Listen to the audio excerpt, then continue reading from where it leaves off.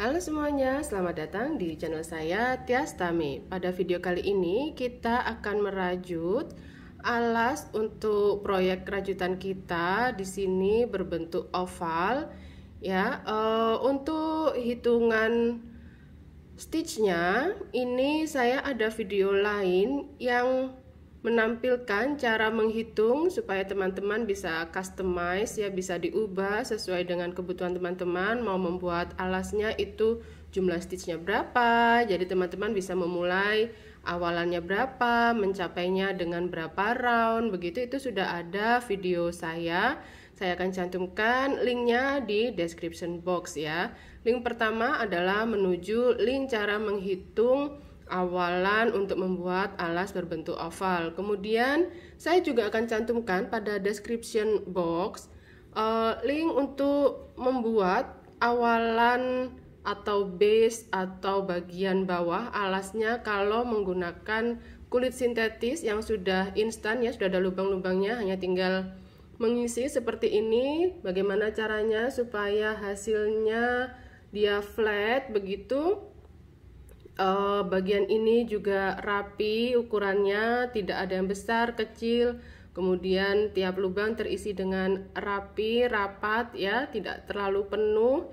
Itu juga akan saya cantumkan di description box pada link yang kedua. Jadi link pertama adalah cara menghitung awalan membuat alas oval kalau dengan rajutan, lalu link yang kedua adalah cara mengisi atau merajut alas dari kulit sintetis seperti ini. Nah, pada video ini saya merajutnya ini menggunakan benang polyester D27, layarnya medium, ya. Ini tanpa merek, ya, bebas aja teman-teman mau menggunakan benang apa, ya. Lalu gunakan hakpennya sesuai dengan ukuran playnya, ya. Jadi di sini saya pakai yang nomor 5 merek Tulip. Kemudian teman-teman silahkan siapkan beberapa stitch marker ini nanti untuk membantu penandaan, ya, supaya kita lebih mudah saat merajut. Lalu juga korek api tentunya untuk memotong benang karena benangnya adalah polyester. Di sini saya untuk mencapai jumlah stitch 96 akan menyelesaikannya dalam 4 round saja. 1 2 3 4, ya. Dari sini, sini. Ini sudah mencapai 96 sesuai dengan apa yang diinginkan begitu, ya. Misalnya kebutuhan polanya adalah 12 stitch begitu satu motif. Jadi ini bisa nanti 8 kali 12, misalnya kalau 24 berarti ini 4 kali 24. Atau kalau motifnya adalah 16 maka ini bisa untuk 6 kali 16 dan sebagainya.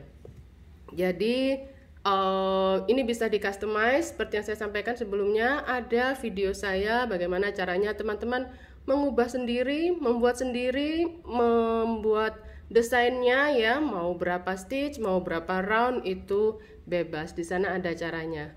Baik teman-teman, sekarang kita akan segera mulai perajutannya dengan hitungan seperti yang telah saya buat.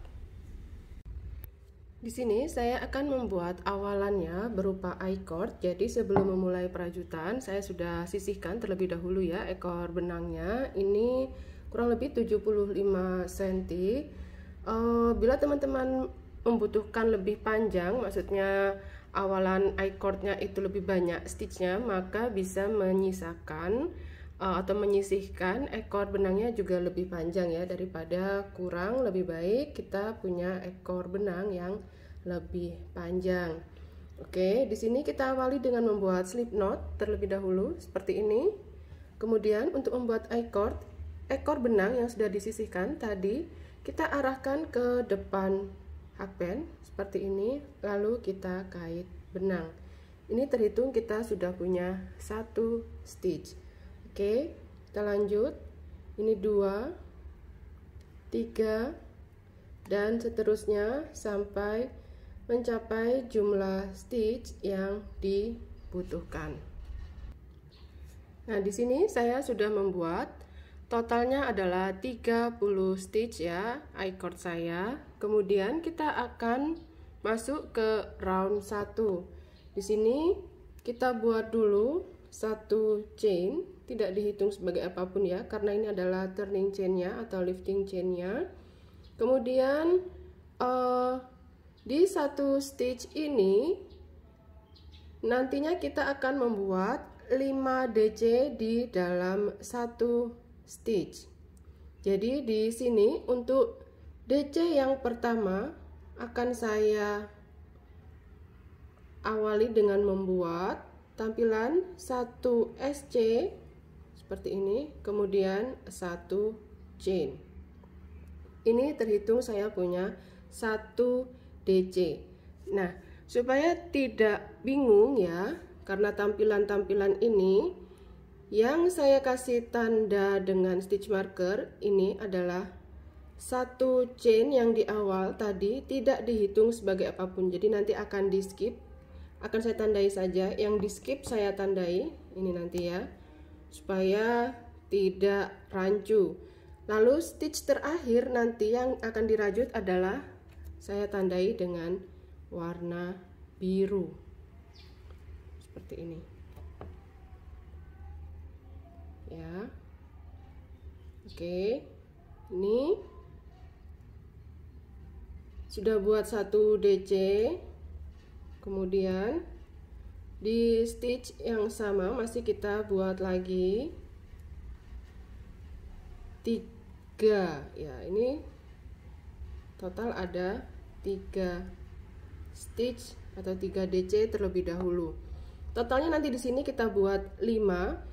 Nanti yang 2 DC lagi ketika kita sudah memutar ya ke arah sini baru akan kita buat di sini. Jadi di sini sekarang hanya buat 3 DC terlebih dahulu di satu stitch.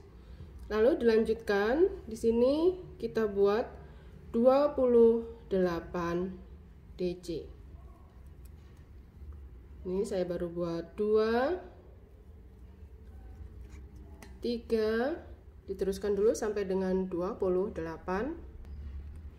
Setelah selesai membuat 28 DC, di sini akan ada sisa 1 stitch, maka di satu stitch ini akan diisi dengan 5 DC langsung ya.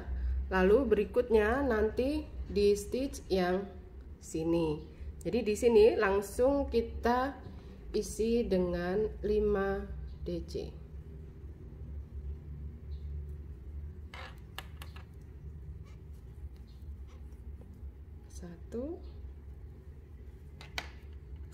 Ups, maaf lepas ya, nggak saya kancing tadi. 2